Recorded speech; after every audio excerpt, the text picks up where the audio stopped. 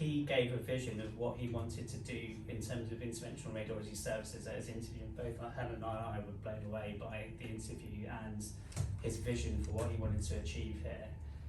This is going to be the first step of really developing our interventional radiology suite. As Helen said, we've got a fantastic team, but to get us to the next step, to kind of attract new consultants in, to really grow services, to improve care for not only the acute setting like Mike, but also cancer patients, it's going to involve having this kind of state-of-the-art department, state-of-the-art equipment. And I think that success will breed success, and we'll really develop that and really kind of go far.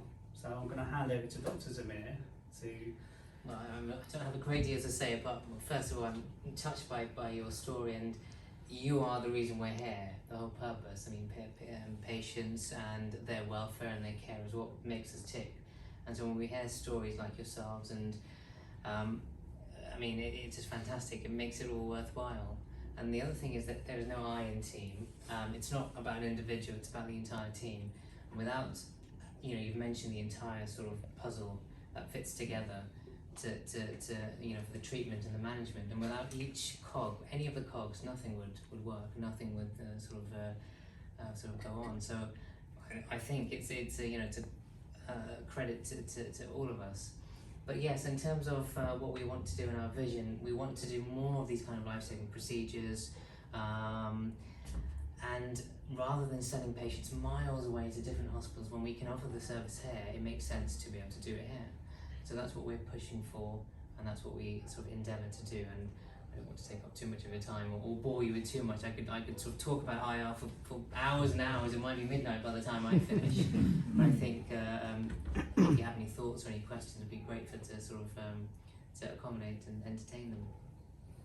I think the thing about the unit, when it's up and running, is that we'll have a dedicated recovery area, so patients will come in, that we're going to be able to improve what we do with patients. So the patient experience will be improved because there'll be an ability to consent patients prior to the procedure in the IR suite, so that they've got a knowledge of where things are going, you know, in terms of what their procedure where it will be, how it will, you know, be conducted. They'll be familiar with that environment, and then when they come in for the procedure, it won't be so daunting. Similarly, afterwards, there'll be a dedicated 5-bay recovery area for patients to be recovered, and then obviously the big piece of that puzzle is going to be having the state-of-the-art equipment, which is what the charity fundraising is about today. Yeah, agreed. And you've touched upon, I mean, you've already mentioned oncology patients and so on, but interventional radiology is one of those fields which touches practically every speciality. The plans are afoot to hopefully do some paediatric procedures. So again, children, in order to have some of their basic procedures, they have to travel all the way to Great Ormond Street Hospital in central London. And we're talking about sort of hours, you know, inconvenience. I mean, it is what it is, the system currently. But if we can offer those services and those procedures here, then why do they need to go out? Some stroke related procedures we can undertake as well here. Again, why must patients go to Charing Cross Hospital to have these procedures? Oncology is obviously something that we are looking at quite strongly. It's an advancing field, and we have the skill set to be able to offer, and the staff to be able to offer the service. We just need the facilities and the recovery area just to sort of push it forward.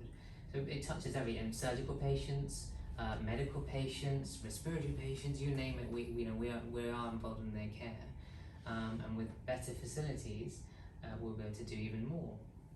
And so the aim is really to kind of get to a rota where we've got at least 6 interventional radiologists that can staff a robust 24/7, 365-day a year service for interventional radiology, because the patients that need it, it's unpredictable, like you said, with the time that you come in, and it's to get us there.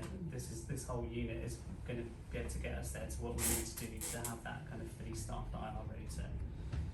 Yeah, and the technology is just phenomenal. I've sort of seen some of these bits of kit in use, and it is absolutely amazing where we can use the scans that you underwent, so CT scans or ultrasounds or an MRI, and then we can use artificial intelligence and machine learning to fuse the image with the patient whilst doing the procedure, and use sort of high definition sort of monitors to sort of guide us to where we need to go. So if there's a cancer that we need to treat, or if there's a bleeding aneurysm, very small bleeding aneurysm that we need to get to, then this technology will allow us to get there, and it's phenomenal, it really is. And then there's things like, at the moment we're kind of confined by bed availability in the hospital, and because of the state of the hospital, it's often at quite a high occupancy rate. So by kind of having our own recovery area, we're able to kind of bring in patients for procedures, nurse them in our own department, and then they can go home. And that certainly is going to improve the patient experience as well, because some of the bottlenecks that we faced have been around whether or not we can get a bed for a patient, and so the hope is that by having this dedicated unit we can get around that.